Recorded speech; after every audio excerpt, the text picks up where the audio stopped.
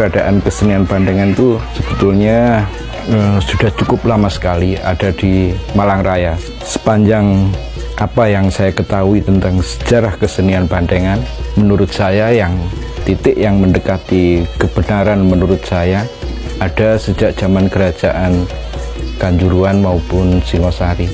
Tapi lebih, kalau saya pribadi lebih kuat di masa-masa zaman kerajaan Kanjuruhan. Kalau simbol Banteng sendiri sebetulnya kan simbol kesederhanaan, simbol rakyat, beda dengan kesenian-kesenian yang lain. Tapi di sisi lain, disitulah budaya Jawa yang sebenarnya. Dari kesederhanaan itulah simbol-simbol gotong royong, welas asih, rasa kekeluargaan, budaya kita yang harus kita jaga.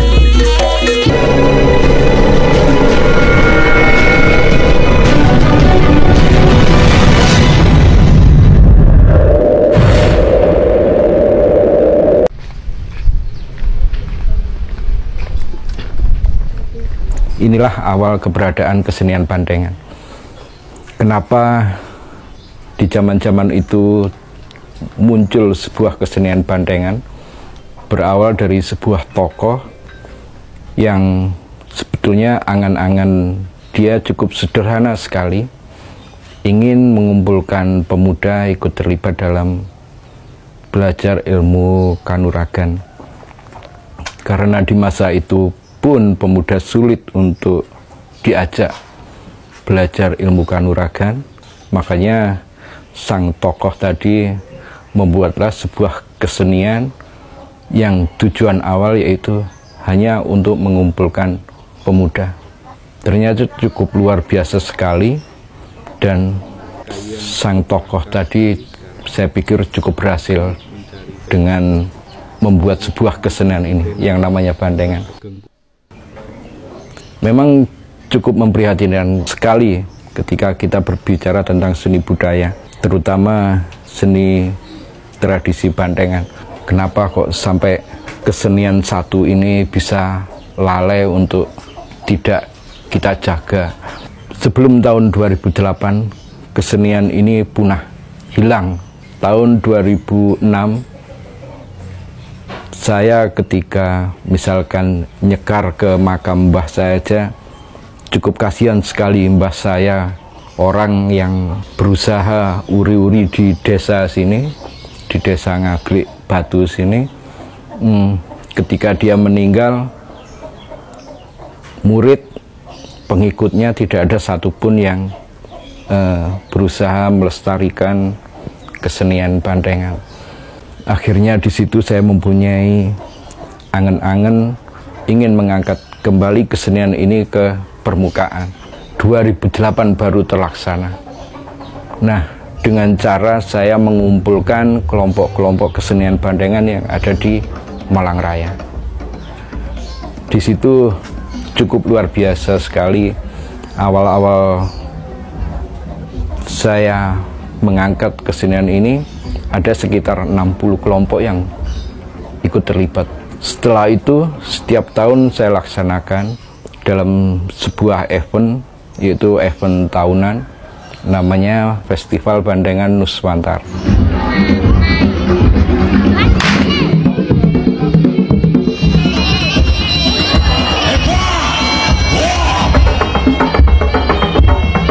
Cukup luar biasa sekali perkembangannya. Gaungnya cukup luar biasa sekali.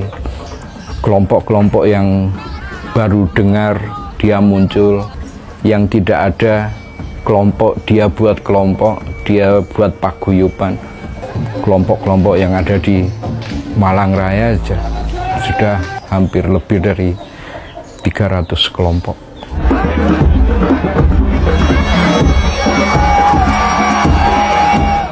Sebagian masyarakat Bandengan, karena memang kelas bawah, 90% bisa saya pikir kelompok-kelompok lemah lah, ekonomi lemah semua. Tapi memang dari dulu seperti itu, mayoritas petani lah yang bergerak di kesenian Bandengan. Yang saya tahu keluarnya itu hanya 1 tahun sekali, di hari-hari besar kemerdekaan. Kalau di desa-desa biasanya membuat sebuah pertunjukan hanya untuk kelompoknya sendiri, dan itu pun kalau punya rezeki. Di kesenian Bandengan beda dengan kelompok-kelompok kesenian Nuswantara yang lain. Kesenian Bandengan itu ketika keluar tidak ada unsur uang. Kita tidak pernah berbicara tentang uang, tidak pernah berbicara tentang tanggapan. Orang-orang masyarakat bawah itu juga butuh tempat berekspresi seperti masyarakat yang lain.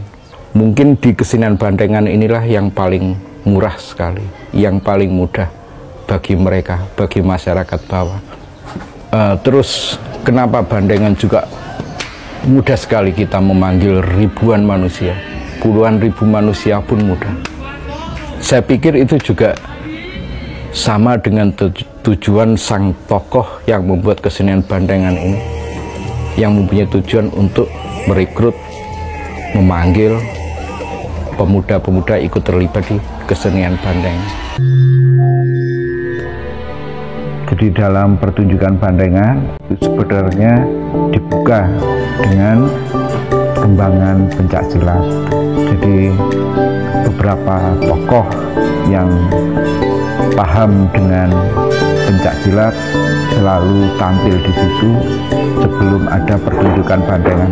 Setelah pertunjukan pencaksilat selesai, baru menginjak pada kesenian Bandengan.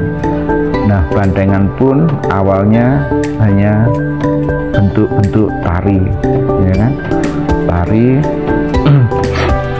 maupun bentuk-bentuk kembangan. Kalau zaman sekarang lebih ke kreasi pelaku seni tradisi yang tidak lepas dari pakem-pakem kesenian Bandengan. Di kesenian Bandengan ada kepala banteng, yaitu wujudnya seperti ini, terbuat dari kayu dengan tanduk, bisa tanduk banteng asli semacam ini. Juga kalau tidak punya tanduk banteng, kita bisa pakai tanduk sapi seperti yang di sebelah. Ada juga tanduk kerbau. Awal di pertunjukan kesenian Bandengan biasanya banteng keluar duluan atau macan dulu keluar duluan. Jadi itu tergantung dari tokoh pendekar masing-masing, tapi lebih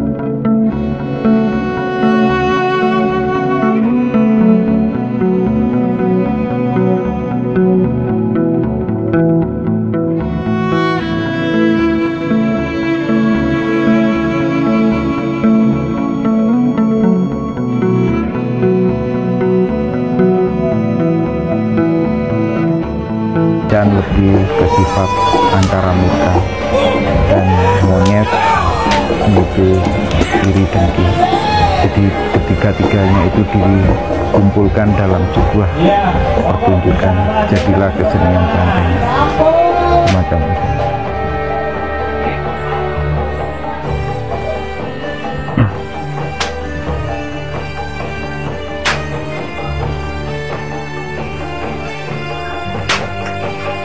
Setelah pertunjukan tadi selesai, banteng menari, macan menari, monyet pun bisa saya anggap monyet menari.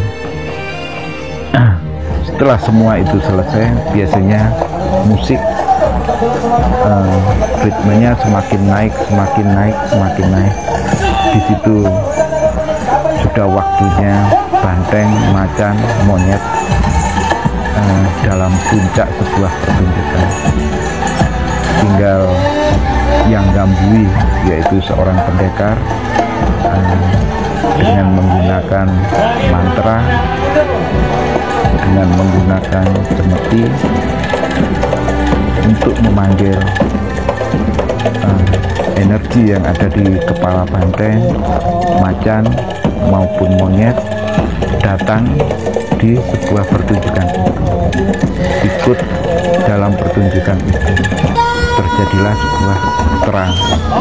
Jadi banteng biasanya juga ada sukmanya binatang, banteng, macan juga, monyet juga. Jadi ketiga sifat binatang itu ada di pertunjukan kesenian banteng. Ketiga sifat binatang itu ada di pertunjukan kesenian banteng. Setelah semuanya sudah terang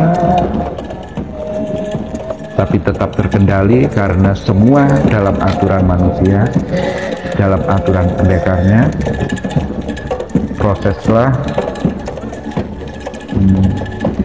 untuk proses penyembuhan karena pertunjukan sudah selesai. Di situ seorang pendekar atau sesepuh mengembalikan ke tempat asalnya. Misalkan kalau yang bersemayam bertempat tinggal di kepala banteng, kepala macan, atau kepalanya kerah, ya kembalilah ke situ. Kalau di luar itu silahkan kembali ke tempat masing-masing. Itu yang menjawab seorang pendekar atau sesepuh kalau pertunjukan sudah selesai. Kesenian bantengan pernah punah total, bahkan bisa saya anggap total. Sebelum tahun 2008 itu kesenian bantengan benar-benar punah. Harapan saya setelah kesenian bantengan ini hidup lagi, jangan sampailah kesenian bantengan maupun pencak silat yang ada di khususnya Malang Raya maupun wilayah-wilayah lain di sekitar Malang Raya, bahkan di luar Pulau Jawa, bisa tetap langgeng, tidak punah lagi. Juga kalau harapan yang paling kuat di diri saya, kalau sudah kesenian bantengan ini hidup lagi, mari kita menghargai semua dalam kehidupan masyarakat. Mari kita hargai seni tradisi asli budaya Jawa, yaitu kesenian banteng.